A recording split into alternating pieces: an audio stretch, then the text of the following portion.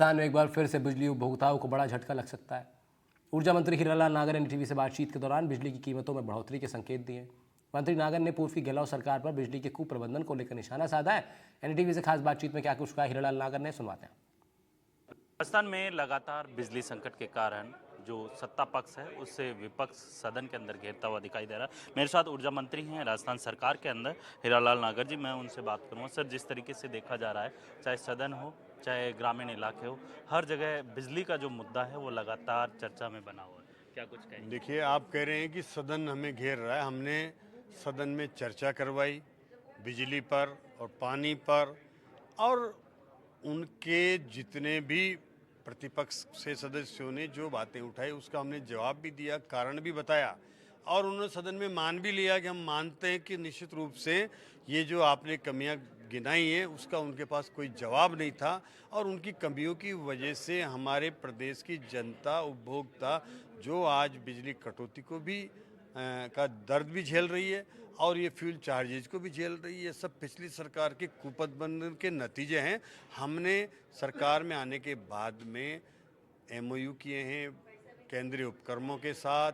हमने tariff base bidding करी है, 32,000 मेगावाट का हम उत्पादन करके, और राजस्थान को इस एनर्जी के सेक्टर में सेल्फ डिपेंडेंट बनाना चाहते हैं। सरप्लस एनर्जी हम यहाँ प्रोड्यूस करना चाहते हैं ताकि इसके माध्यम से हमारा राजस्थान विकसित हो और ज़्यादा हम उत्पादन करें और हमारा देश भी विकसित हो, इस और हम काम कर रहे हैं। लेकिन आपने कहा कि हमारा राजस्थान विकसित हो, जिस तरीके से अभी हाल ही के दिनों में बिजली के जो कह सकते हैं टैरिफ में बढ़ोतरी की गई, चाहे स्थायी शुल्क हो या फिर अन्य जो शुल्क है, क्या भविष्य के अंदर इसके अंदर और भी बढ़ोतरी देखने को मिलेगी? देखिए, आप जब कोई भी प्रगति होती है ना, तो अब वो उसकी जब किसी की सबकी हमारी जो इकोनॉमी बढ़ रही है तो लागत तो बढ़ती है, महंगाई भी बढ़ती है।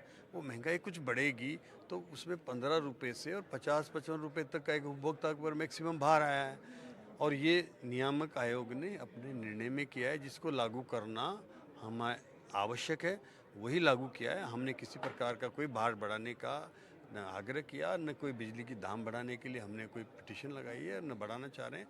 हम केवल नियामक आयोग ने जो आदेश दिया उसकी पालना हमने करी है, और निश्चित रूप से आने वाले समय में हमारा तो ये प्रयास है कि हम ज़्यादा से ज़्यादा जनरेशन करें और हम सस्ती बिजली उपलब्ध कराएं, ताकि हमारे पास में ज़्यादा बिजली होगी, सस्ती होगी, तो हमें महंगी दरों पर बाज़ार से खरीदने की ज़रूरत नहीं पड़ेगी, और हमारी अगर खुद के उत्पादन के हमारे पीपीए होंगे तो हमें और अच्छे दामों पर बेचने के लिए हमारे पास उपलब्धता होगी, तो उससे भी हमें प्रदेश को लाभ होगा। लेकिन आपने जिक्र किया था 300 करोड़ रुपए केवल बिजली जो कंपनियां हैं उनके ऊपर ब्याज के पैसे हैं पिछली सरकार के कुप्रबंधन के कर।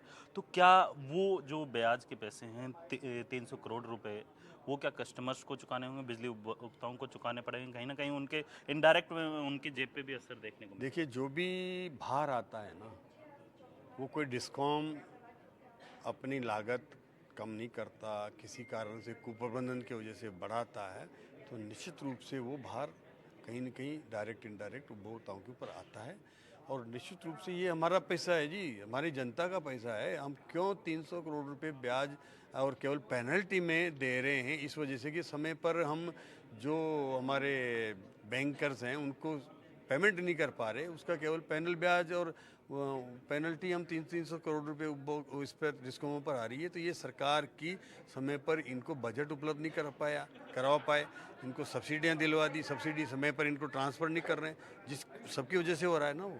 तो ये इसके लिए सरकार जिम्मेदार है, इनका प्रबंधन जिम्मेदार है। बिल्कुल, ये थे हीरालाल नागर, जिनका साफ तौर पे कहना है कि राजस्थान के अंदर अभी हाल ही के दिनों के अंदर जो बिजली के शुल्क बढ़े हैं, कहीं ना कहीं पिछली जो पूर्ववर्ती सरकार रही है उसके कुप्रबंधन के कारण बिजली शुल्क बढ़ाया गया है। जयपुर से कैमरामैन सुशील कुमार के साथ वीरेंद्र सिंह शेखावत, एनडीटीवी।